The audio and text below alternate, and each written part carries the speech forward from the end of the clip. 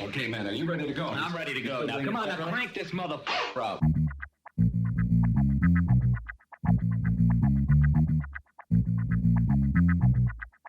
Break it down like this.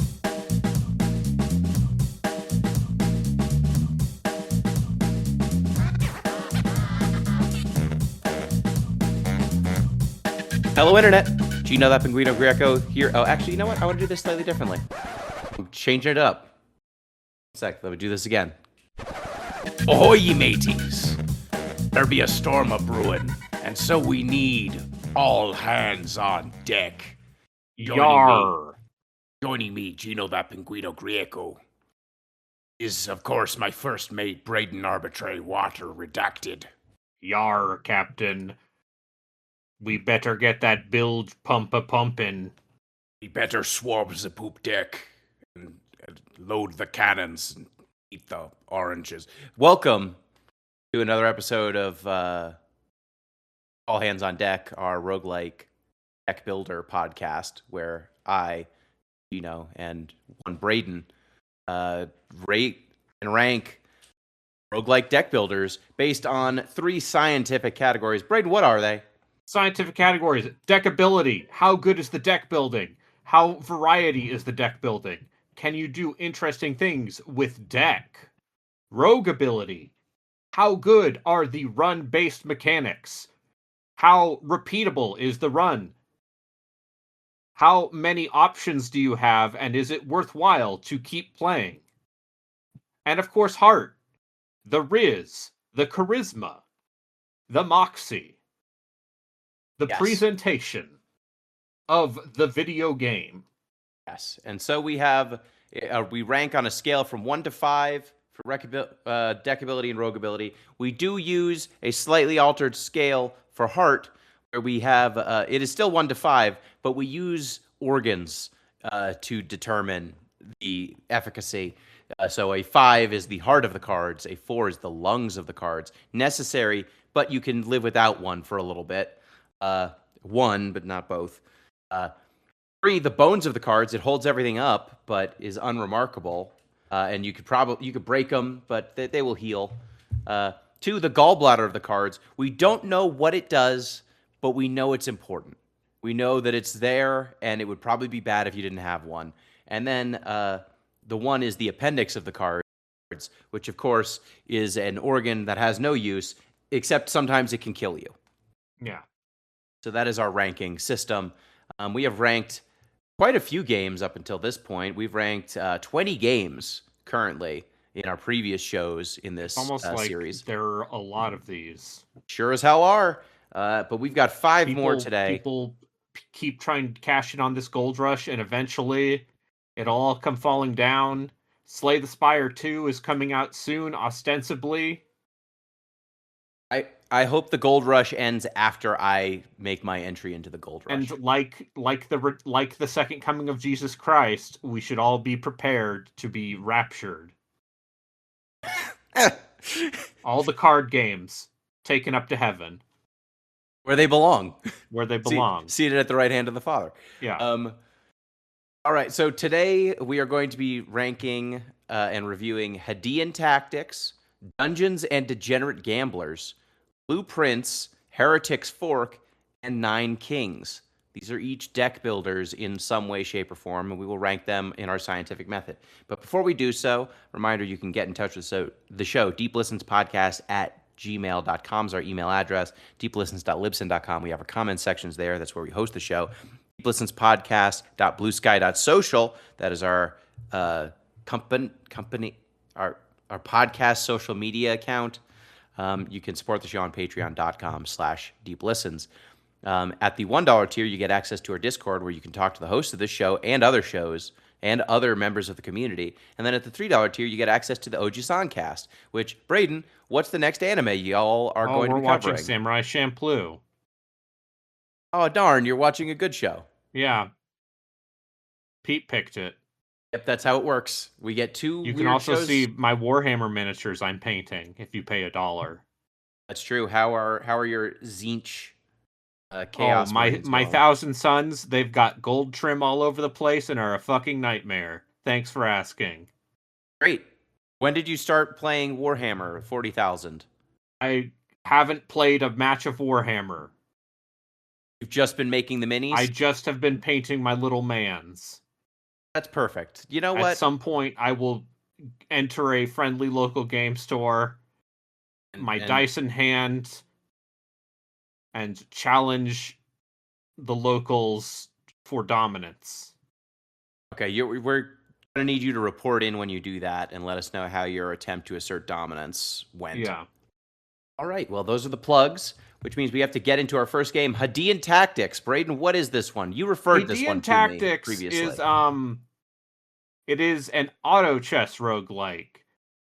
In the same vein, we previously did Tales and Tactics, which all of this is drawn from all the way back the Dota Auto Chess, the Teamfight Tactics, the other games that aren't Teamfight Tactics and therefore failed, where it's about positioning and placing your little mans on the board, and then they fight based on their position and their preset behavior. So not only is it a drafting game, it is also a game of positioning. Yep. And Hadean Tactics makes a slight tweak to the formula in that there is active play. So you place your units. Card. They go, like they do in auto chess games. But beyond that, you also have cards, as you said, Braden. After every, I think it's like 10 seconds or something. It's not that long, real time. The game will pause, at which point you get the chance to play cards, and you have a Slay the Spire style energy meter that you are spending to play cards. It is trying to split the difference in a very ambitious way that makes a lot of sense when you realize this game was mostly made by one guy. And boy, does it look like it. This game has a rough UI, I would say. It also uses some. I think I saw character models in this game that I also saw in Tales and Tactics. It has a like I think I have seen some of these character models before in other games, which makes me think I don't think it's like stolen or anything. I just think it might probably be like Unity Asset Store. Exactly, like a Unity Asset Store or an Asset Store situation. I think it is an ambitious attempt to combine two genres that are very synergistic, because one of them is a deck builder, with card. You've got a deck builder with cards, and then you've also kind of got a drafting game to build your auto chess, right? You want your units and your be leveling up synergies. Units. Yep, and it's got those unit synergies where units have different classes, and if you have multiples of the same class, then you get synergies unlocked, and those improve your units and give your units special traits. So all of that stuff still applies here. I do like that the game, it has the pauses when it lets you play cards, and then once the auto battling kicks in again, you can pause during the auto battle and play more cards, or play cards at that timing. So say, for example, you have a healing card and your units aren't injured yet, but you have a window between when the battle starts and when you would next get the opportunity to play cards. You can pause and then heal the unit at that time. Like you don't get screwed just because you drew a card before it would be relevant in that auto battling section of the game. And the game tries to make a balance between you building up your units and you building up your spell hand, and kind of trying to reach a equilibrium with that. Spoilers, just focus on your units. That's definitely stronger. And like a handful of cards that you can do combos with. And this game has the standard Slay the Spire map where you are picking where to go. There are battles on the map. There are units you can recruit. There are events that happen. And then, you'll eventually get a heal, and you'll get your little artifacts that change the way the game plays, and you've got money that you can buy from shops and upgrade your units. All the standard Slay the Spire trappings come along here for the ride. Your starting units, you've got 3 classes. You've got a warrior, a rogue, and a mage. Stop me if you've heard this before, Braden. There's a warrior, a rogue, and a mage. Each of the classes, you can unlock different variants on the warrior. You've got a more sword and board style or defense a and more healing. A more glass cannony Berserker type. berserker type that relies on life steal to not die. Yep. You've got those sorts of things going on, so you can unlock different versions. You've got a ranged version of the rogue, and then you've got a trap-oriented version of the rogue, et cetera, et cetera. I found this game. How do we feel about the deck ability here? I think my problem with this game is so each class has there's basically a pool of generic cards, and then each class also has their own little small set of cards exclusive to them. Mm-hmm. And they do what you think they do. So, for example, warrior cards, a lot of them are going to be like direct damage or defense or so on. And then rogue cards are more about inflicting status effects and poison and moving enemies around, doing repositioning stuff. Hmm? And the wizard, unsurprisingly, has repositioning and magic damage and magic shields and so on. In a way that might be familiar to anyone who's played one of these games before. Yeah, I think But the game operates at two levels, right? It's got the card deck that you're building, and you've also got the characters that you're building. Yes. Because you're doing the auto chess thing. I will say it doesn't seem like there's that much variety to what you want to be doing no, as a result. it feels like the number of viable cards is a lot lower than you would like. Yeah, and because it's auto chess, like you want to have the units that have the same classes so that you get the modifier bonuses. Or for you having want multiples. a widespread of traits that are good one dip Yep. traits. So I'm feeling like the deck ability is probably like a 3 or a 4. Yeah, Do you lean higher or lower on it? I would say 3. Okay. The rogue ability, it's very much one of these Slay the Spire likes with not even a little bit of distinction really, other than like you're unlocking variants of your starting unit, and you've got a difficulty climb because of course you do. But it works. It functions. The play size, like the sample size, wasn't bad. Like this is a 3 also. Yeah, And then and you get to the true final boss after beating the game once. So there's escalations, but the escalations don't necessarily make the game more interesting. It's just like, oh, cool, you've narrowed my range of options. oh, cool. Now I have to get the good units, or else I will be severely mismatched. Or oh darn, I didn't get the good cards for this build. Guess I need to start again. And then Heart, I feel like this is the weakest of them. Yes. I feel like it's got the gallbladder of the cards. Yeah, and I believe it's a solo project, a mostly solo project. Mhm.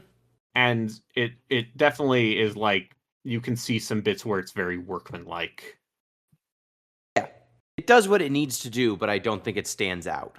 Yeah. It doesn't have the charm even of something like Tales and Tactics, which at least had some of the nice hand-drawn art Yeah. in spots, and a little bit of charm with the writing. D and Yeah. Tactics, I don't think gets that little bit of bump. So I got it for dirt cheap and I played it for 5 hours and I feel like I got what I needed. I played it for 7 and also felt like I got what I needed. But yeah, if you want to play something like this, I think Tales and Tactics just does the deck building and the rogue run based stuff better. Yeah. It's just more It's cleverly this is designed. a weirdly competitive genre. Mm-hmm. And that's why this podcast exists. Yes. So We're you here want- to save you from spending, let's say, $5 to $15 on something that you don't need. Exactly. So maybe if Hadean Tactics sounds appealing to you, maybe check out instead, if you want like a D&D sort of thing here, Trials of Fire. Yeah. I think has a little bit more to it. It's got the D&D little minis sort of thing going on. If you Yeah. wanted auto chess, maybe try Tales and Tactics. Yeah. Okay, next up we've got Dungeons and Degenerate Gamblers. All right. It's time for both of us to talk a lot of shit. Hey Braden, how do you feel about the game Balatro? I think Balatro is super cool. I think it has a lot of cool novel ideas and is very colorful and flashy. Cool. What if instead of poker we did blackjack? Wow, on paper that sounds initially interesting. Okay. And why don't you explain what Dungeons and Degenerate Gamblers is like to see if that Dungeons and elevator Degenerate pitch holds up. Gamblers dares to ask, what if Balatro, but blackjack? It came out 6 months after Balatro. Yeah. And I mean, it probably, was in development a little bit before that, because, the Balatro demo was around for like a year and a half. But Dungeons and Degenerate Gamblers dares to ask, what if you, instead of a game with a lot of different possible victory scoring states, which is poker, to blackjack, which is a game that has one definitive scoring state. You want to hit 21. You And want to you hit wanna get as close to 21. 21 If you as- hit above, you bad. If you hit below the house, it bad. Yeah. So the way this works is you are building a deck, literally like your deck of cards, similar to Balatro. You can doctor your deck so that it is Yeah. more predisposed Start with to a deck of 52, but you can eventually get some weirder decks. Yeah, you can predispose it to giving you 21 more often. You can modify your cards. There's different modifiers on the cards themselves in some cases. You can have modifiers for, suit bonuses. Like if you get a 21 with, I think it's clubs, it just does extra damage. If you do with hearts, it heals you a little bit. So you can get these payoffs for building your deck in certain ways. And then similar to the Jokers in Balatro, there are other modifiers that you can get to benefit you for building your deck towards certain things, right? To 21s, towards suits, towards. I mean, sometimes there's things that benefit from busting. You can modify whatever the house gets. Yep. The problem, Braden, what's the problem? This sounds like it's fine. What's Blackjack wrong? is a much more limited game than poker. And Ye- this game is a lot more limited in terms of what you can do. Yeah. Whereas, That's the thing. In Balatro, there are several paths to victory. You can focus on suits and flushes and You can modify your cards. You can modify the types Yeah. of hands you are presenting. you can aggressively alter the kinds of cards you are getting in such a way that if you are fortunate enough, you can draw nothing but twos, baby. Yes. And so you are modifying your deck on several levels, right? You're predisposing your deck to make certain hands. You are making those hands give you extra bonuses. You are playing jokers that benefit those hands. You are having actual like gameplay interactions where you are upping you are discarding cards and trying to shape your hand. You're not just screwed if you get the wrong draw. And unfortunately, if you're playing blackjack, there's just a lot of outcomes that are boring and bad. Like you are really at the mercy of the game in a lot of cases, because what's happening is you are playing another player who is also trying to get blackjack. And those players' decks, instead of starting as a 52 card deck, they are usually gimmicks. Yeah. Like some of them will be a deck of all aces and tens, right? Or all Yep. aces and face cards. So if they draw an ace and a face card, there's 21. Bingo, they've got you. But if they draw, 3 face cards and no aces, they just lose on the spot. Right? Yep. And since it's blackjack, you just have to deal with that probability. Yes. And so you do get cards that, like, you can plant cards in your opponent's deck and take cards out of their deck. So, hey, if you're up against the opponent that's just got aces and jacks, and then you put your 2 in their deck, they are screwed. Like, their deck doesn't work anymore. And you are trying to build a deck that works like that, right? That just does something powerful every time. But your enemy can also put cards into your deck, and that can screw you. And so you just end up in these loops sometimes where you are, going, hit me, darn it, I can't, it didn't work out, I take damage. I flipped a 21 and now I'm in a great position. But since you are to start with this really big deck, there's a lot of chaff that you want to get rid of. And there's a lot of cards, unlike with Balatro where the jokers are outside of your deck, a lot of the cards you're putting in are in your deck. So you just don't draw them, they don't do anything. Yeah. And you have 50, you start with 52. Yeah, and so it's a lot of doctoring. And and it's blackjack, so you are drawing at most a handful of cards. Yeah, you're per seeing like run. You're seeing like maybe 3 per hand, like 4 cards per hand, and you can survive multiple hits. So it's not like it's a battle where you are dealing damage to the opponent, and then they are dealing damage to you. And so if you win the battle, that you get some. I think you heal at the end of the battle a little bit, but not all of it. You can get attrition to down though, right? Like your HP can get super low. So like all of those things mean that you really, to feel like you've built a deck that is a well-oiled machine, it takes a lot of luck of getting good cards, and it also takes a lot of time because you need to weed out the bad cards and get them out of your deck. And that's just a lot of work. It's very fiddly and finicky to get it to be the way you want it to be. And Balatro just doesn't do that. Just starts you in an advantageous position. Yeah. Balatro gives you interesting options out of the gate. Yes, whereas Dungeons choices. And Degenerate Gamblers, it doesn't feel like you have strong control over your deck unless you are lucky. Yeah. And so you just... And then you're just playing blackjack, which is a guessing game. Yep. And look, there are right ways to play blackjack. Yes. I'm sure if you are a degenerate blackjack player. There are probabilities you can work with in blackjack. It's just a less varied experience. And therefore, the game, I think the deck ability is like a 2. Yep. Like, it sucks to build the decks in this game. It's not pleasant. The rogue ability, it's average. It doesn't have anything...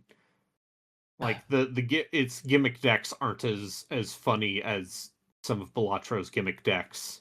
They aren't, and I also feel like because there's so much sheer luck involved, you're going to play a lot of runs of this game just because you get screwed on luck. Yeah. And so you're just going to play it a lot, even if you don't enjoy it. Yes. So I'm going to give this a 2 also, I think. Yeah. And then the heart is fine. It has what I would describe as, it's just like the bones. I don't want to say generic, but it has like, I would say a certain art style that is very popular. Low energy pixel art. Yeah. I'd give this a 2. You're going to give it the gallbladder of the cards? Okay. Yep. I wasn't sure. Okay. I'm fine with it. I was thinking maybe the bones. Knows no bounds. I watched ZP play too much of this game and get mad at it. I played a good amount of this game and got mad at it. I played this game and got mad at it. Yeah, I don't think anyone I've spoken to who's played this game had a good experience with it. Yeah, it's a game that the elevator pitch is way better than the actual product. And it's the sort of thing where when you try to unpack the elevator pitch and ask, well, wait, how's that going to work? Turns out the answers you get are bad. Yeah. And so Dungeons and Degenerate Gamblers, I think you might be our lowest ranked game, period. 2s across the board, yeah. That's the lowest we've ranked a game, period. It did worse than Hellcard, it did worse than Loop Hero. That's a tough break. Probably play any of the other games that we've mentioned and not Dungeons and Degenerate Gamblers. Okay, next up, Blueprints, which is a roguelike deck builder that's also an adventure game. It's also Myst. We've covered this game on this. Well, you and I haven't talked. We haven't talked about this game together. I don't think I've talked about this game on the podcast at all. No, but we did cover it for the main show, and then Em and Borgmaster had their spoiler cast. A spoiler cast of the late game story stuff. Yeah. But we don't give a shit about the late game story stuff. We're here to draft these rooms. Yes, we're here to draft these damn cards. And the rooms, the way that this game is laid out, for those who are not familiar with it, is you are getting rooms to put together a mansion. And your goal is to get from one side of the mansion to the other end, and then eventually unlock the secret 51st room. To do that, you're going to be picking rooms. They will have doors on them. If you end up with too many dead ends, your run ends. If you run out of steps, there are a certain number of steps. It's like your energy. Right? Like you step into a room, that's one step from your step counter. If you go back to the previous room, you also lose a step. And if you run out of steps, that's also game over. And there are also other kind of unlockable things you need to do to get endings in this game. If you do not do the proper setup before you get to the end of the run, you also get a game over and have to start the run again. There are only certain rooms. There's only, I think it's 50 rooms, right? Yes. There's 50 and then the 51st. So there's 50 rooms, and those rooms have different properties to them. Yeah, it's a 5x10 grid. How big is the grid? The goal is to unlock the 51st room. Yeah, you have to get to the 51st room in order to finish a run. You know, there's some story stuff and some, puzzle solving. But we're not here for that. We're here to talk about how when you get the closet early, and you can just shove it in a dead end, you should do that. Yeah. Because one of the things I think Blueprints does well in this setup is there are only a set number of each room. Yeah, and for most of them, that's one. Correct. By default, it's one. And until you start unlocking advanced rooms and start upgrading rooms, you will only ever see one of each type of room. So figuring out where to put them into your house, some rooms are just dead ends by default. Some rooms have additional negative costs associated with them. So knowing what rooms are left to be drafted and then navigating appropriately where to put them it's interesting. It's a fun experience. There's also a economy system. You can get gold. You've got keys that you need to use to open doors, and the further into the house you go, the more locked rooms there will be. You need the card keys for later area doors. I think if the goal of Blueprints was for me to get to the 51st room, I think it'd be a pretty good time. That's obviously not the goal of Blueprints. No. So you see, there's a meta game to Blueprints, similar to a game like Fez, where you need to get super duper deep in the game, and then it becomes a whole other thing. We don't give a shit about that here at All Hands on Deck. We care about the surface level playing these dang cards. So in Blueprints, I feel like the deck ability is fine. Like you're building your house, you're laying the cards down, you're sculpting your deck, as it were. I think it's probably like a 3. Yes. I think you eventually get to know what the cards should do and where. And there are ways to weigh the draw in your favor. There are, yes. You can eventually get a grasp on the ways in which the ways in which you are supposed to progress. Yes. Rogue ability, I think it is also like a 3. It does not. Actually, I would give it less than that. I would give it like a 2. Because at a certain point, you know what to do, and you are just hoping the luck works out in your favor. Yeah. And that's a bummer. Like, at a certain point, you've unlocked most of the rooms, you know the mechanics, and you're just hoping, please give me a foyer. Please give me a foyer in the right spot. Please let me Yes. draw the art room in the right spot. And I that's really kind of hope I annoying. put my foundation in the right place. And then heart, I mean, it's a 5, right? Yeah. Like, it's got all the heart. Like, this is one of the best presented deck builders, if we call it a deck builder, which I will. It's got a lot of, depth and lore, and there's the puzzle elements of all of this. There is adventure game stuff to be done. You're unlocking additional areas by just gumption and learning secrets about the rooms via adventure gaming and clicking Taking around. a lot of Steam screenshots. Like, that's fun.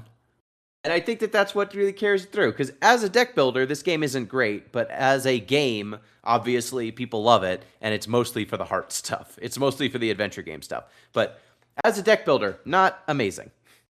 Yeah. I would say that. All right. Blueprints, congratulations. You get a 3 in deck ability, a 2 in rogue ability, and you have the heart of the cards. Yeah. There you go. Next up, Heretic's Fork, which is a deck builder. Tower defense. Tower defense deck builder. With the aesthetics of a Windows 95. Yeah, game? Windows 95, Windows 3.1 computer, but for hell. Yeah, you work. The setup is you're basically, I believe, like HR or something. Yeah. For hell. Trying to prevent damned souls from escaping hell by Yes. setting up towers. The towers you place, you can upgrade by getting dupes of those towers. You also get cards that do one-off effects, and you get like a certain amount of energy every cycle to spend on towers and one-off cards. And then you hit go, and tower defense happens for 10, 20, 30 seconds. And eventually, if you're overrun, you lose. If you keep all the souls from escaping through enough rounds, you win your run. Yeah, and there's also some meta story between rounds where you are trying to, escape your position as Hell middle manager. Yeah. And you meet Infernal Clippy. Yes. Clippy who's evil. And that's really Most fun. dangerous of Clippies. Yeah. And then there's synergies, like each of your towers can do different types of damage. There's fire damage, holy damage, unholy damage.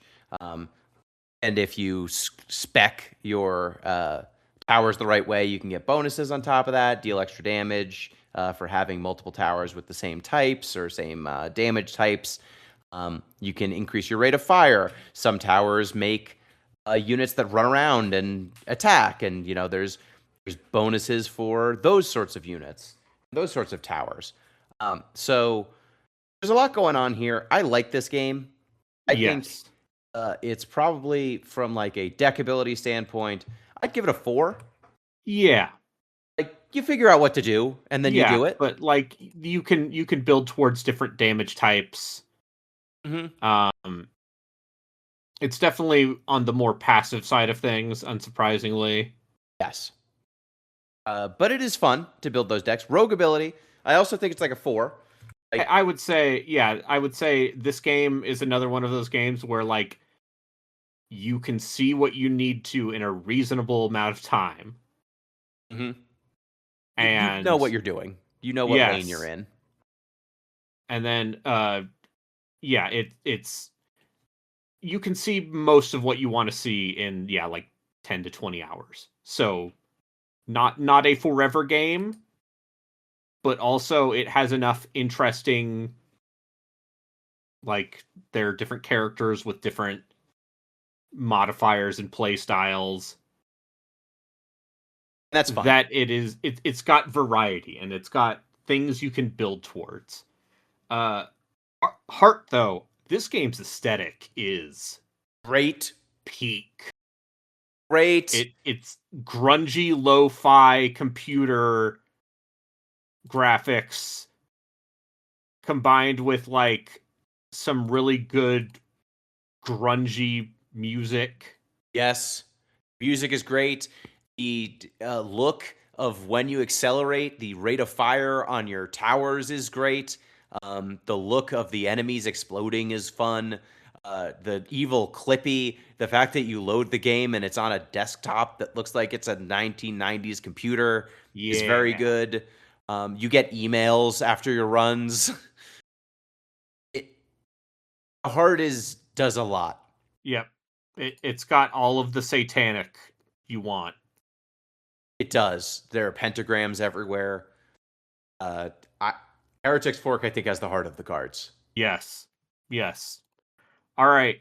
And then let's talk about our last game, which 9 Kings. How many which kings, is Brayden? technically still in early access, but All the kings are out now. all the kings are out, and I get the impression they are pretty close to full release. Like they're still doing some balancing in QOL, and also they're throwing in a ranked mode. Yeah. So I've put 28 hours into 9 Kings. The way that this game works is you pick a king. There are 9 of them, as the name implies. Each king is the king of some. Well, I shouldn't say the king of something. The first king is the king of nothing, who is just kind of an Arthurian king with knights and soldiers and a very generalist loadout. And Yes. everyone else, this is faux tower defense. Mhm. And you start with a 3x3 grid that you can place buildings on, and there's a lot of synergies by building certain types of buildings next to other ones. Yes. If you like adjacency bonuses, 9 Kings has your back. Yes. You And then also yes. have, as an active component, you have some sort of weapon that you can fire onto the oncoming enemies. Be it like a cannon, or one of them has a monolith that just shoots lasers. One of them has just basically a delete button that just Yes. insta kills one enemy. One of them has like a big AoE that is an AoE heal for you and damage for the enemy. Yes.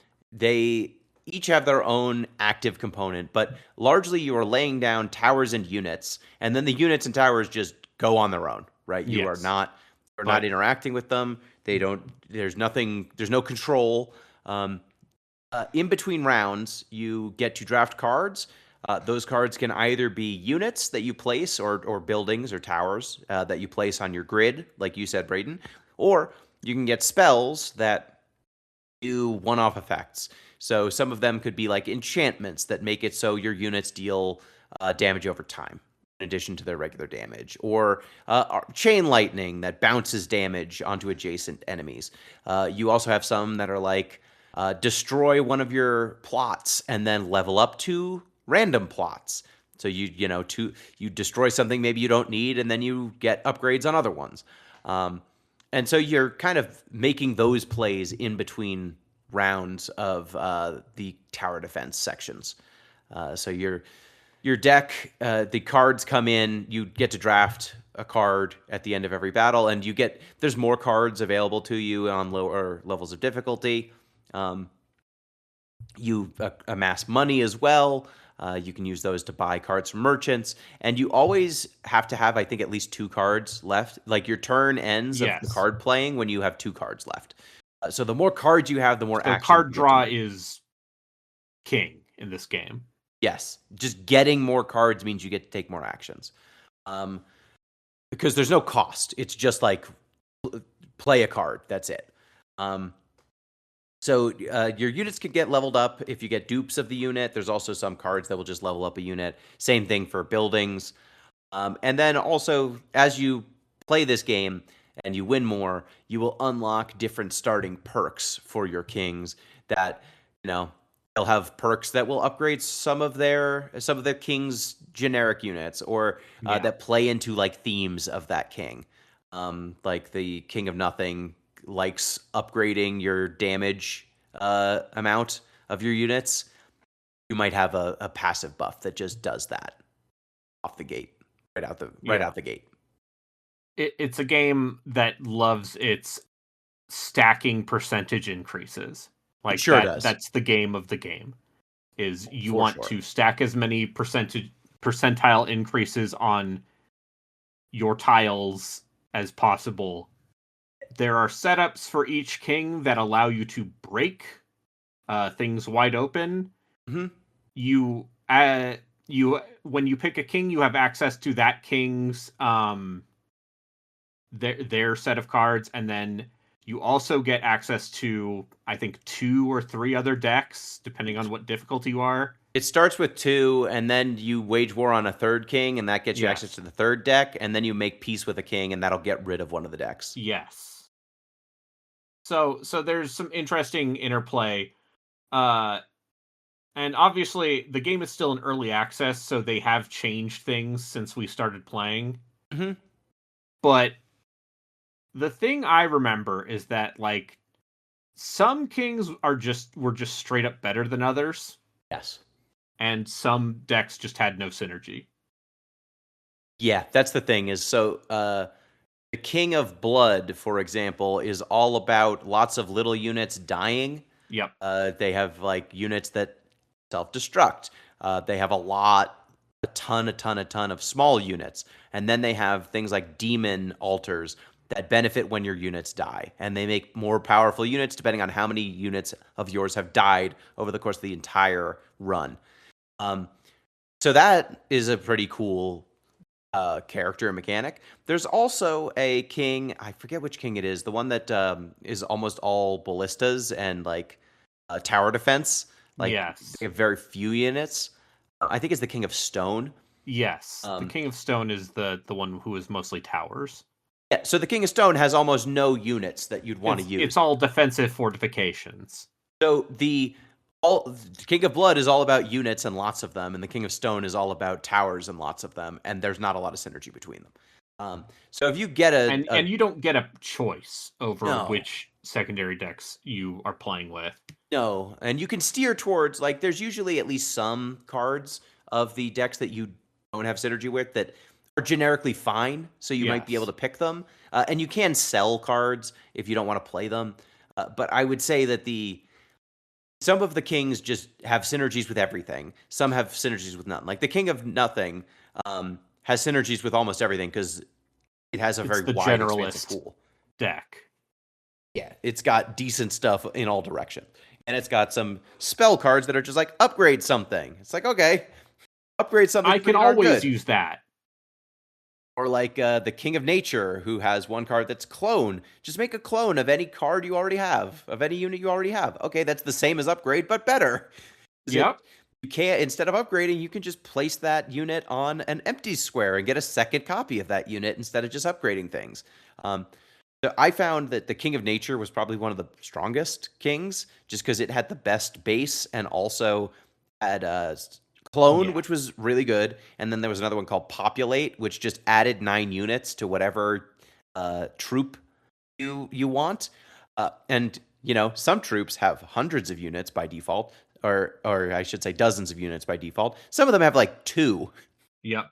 Adding 9 to a unit that by default has 2 is pretty significant. Yes. There's the King of Greed, who is all about making money, and some of their units get better depending on how much money you have. The King of Progress, whose whole thing is upgrading buildings And then destroying them, and then upgrading and then them again. destroying them. King of Stone, who, as we said, is fortifications and defenses. King of Spells, who is surprise, magic. Yep. And ranged units. King of the Nomads, who's all about moving units around. So, like, if you leave open squares on your board, you can have the units just simply move from Yes. spot to spot, and when they migrate, they upgrade.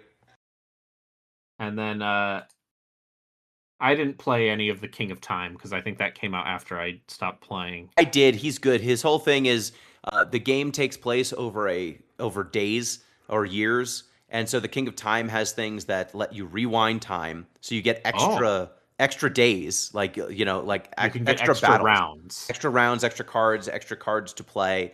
They've got units that or cards that accelerate how fast your units attack every second that the battle That seems goes on. pretty good. It is really good on units that attack slowly or ones that attack fast. There's some that like summon stuff. The King of Time is pretty absurd, but I would say like some of the things that it does are fragile and take time to really pay off. So you kind of need secondary armies to pull a lot of weight so that you don't get run over in the early game. Yeah, like they're all interesting. It's just that some of the decks have worse active elements, right? Like Yeah. King of Nothing just shoots a big trebuchet, and that deals an AOE damage, and it's fine. It's just not as good as like the King of Nature, who places circles that heal and deal damage to enemies, and just are permanent and stay there. Yep. Same thing with like the King of Stone. The active element is you can place turrets anywhere you want, and then they start shooting, and they benefit from all of your turret bonuses. Or like the King of Greed, who just has a laser beam that insta-kills one enemy, which when you get into the late game, bad news, there's a lot of enemies. Yeah, it's good at like getting rid of elites. That's fun, but it takes a long time to reload. And in the late game, there's too many elites. You can't... Yeah. Deleting one is super powerful early and then super weak late. Even if it gives you money when you kill using that power. So, yeah, that's the thing is like... Each of the kings is not especially balanced. And as you get into the high-level play, you get less and less time to develop your board. So it becomes way more about, okay, what is the most messed up starting position I can create for this king? Yes. Because that messed up starting position has to snowball immediately or else you're screwed. Yep. That's the other thing is when I was playing the higher difficulties, basically everything above king difficulty was like experimental and like straight up saying, "Oh, this isn't balanced." Yeah. And even if you get to king difficulty, you will find that a lot of times it's about setting up your perks at the beginning of your run. Your initial thing to immediately be broken. Yeah, so like for example, the King of Blood, there's a perk that lets you start with one of the demon towers already down. You can then get you can multiply that, so you get 3 demon towers to start. And let me tell you, if you start with 3 demon towers, so your very first battle starts those things leveling up and getting better stats, it snowballs real fucking quick. Sure does. So like those are the sort of things. So like basically you need to remove all the randomness if you want to do those high level runs, but you don't need to. And I think the highest level I ever did was King 9 difficulty. Yeah. And it does just keep going. It goes way beyond when it is, I would say, the most fun. But you can do it. It's still beatable, which is kind of interesting. So let's look at deck ability. I'd say it's like a 4 deck ability. Yeah. I think it's fun. Yeah. There's a lot of different decks. There's a lot of different kings, but I think, and this might just be influenced by the fact that I've seen the late game, and I've felt when the game funnels you into the same few strategies over and over again. I think it presents as a 5, and then when you get to the high level play, it's really a 4. Yeah. Rogue ability, runs are fun and they're fast. Yeah. I'd give it a 5. And they've added like a mission mode, so there's a little bit more of a progression between matches. And you're unlocking more perks, so you get different builds for your king as you start, which is fun. Yeah. Heart, I'd give it like a 4, like the lungs of the cards. Yeah. It's got good heart. Yeah. It's a neat game. It is. It's the benefit of it being still in active development is that they have definitely made it better since I've started playing it. I agree. It's not like some of these other games that feel like they are kind of set in stone. Nine Kings is definitely a game that has gotten better since it has been released. I agree. And the newer kings, I think, are interesting. Like they have added more and more kings that make the game more varied in its experience, which is fun. All right. So that's our 5 games for today. Hadean Tactics with a 3 in deck ability, 3 in rogue ability, and it has the gallbladder of the cards, a 2. Dungeons and Degenerate Gamblers, which got a 2 in deck ability, a 2 in rogue ability, and the gallbladder of the cards. Blue Prince, which got a 3 in deck ability, a 2 in rogue ability, and has the heart of the cards. Heretic's Fork, which has a 4 in deck ability, 4 in rogue ability, and the heart of the cards. And Nine Kings has a 4 in deck ability, 5 in rogue ability, and the lungs of the cards, a 4. I think most of these games are worth taking a look at. Except Dungeons and Degenerate Except Gamblers. Dungeons and Degenerate Gamblers. You can do better. You can do better. Play Alright, well, just play Balatro again. I know you will. it's better. Well, thank you, Brayden. It's not cards. You can put Geralt on the cards. You can. Thank you, dear listeners. Reminder, you can get in touch with the show, deeplistenspodcast@gmail.com, deeplistens.libsyn.com. That's where we have our comment sections. Deeplistenspodcast.bluesky.social. That's our social media. And you can support the show on patreon.com/deeplistens. Right. We are running low from our initial list of games. Yeah, we're going to have to play more. Yeah, we have like 10 more games on our initial list. So if you have recommendations of things you think we should look at, Let us know. let me know. All right. Well, thank you, Brayden. Thank you, listeners. Till next time. Peace. Peace.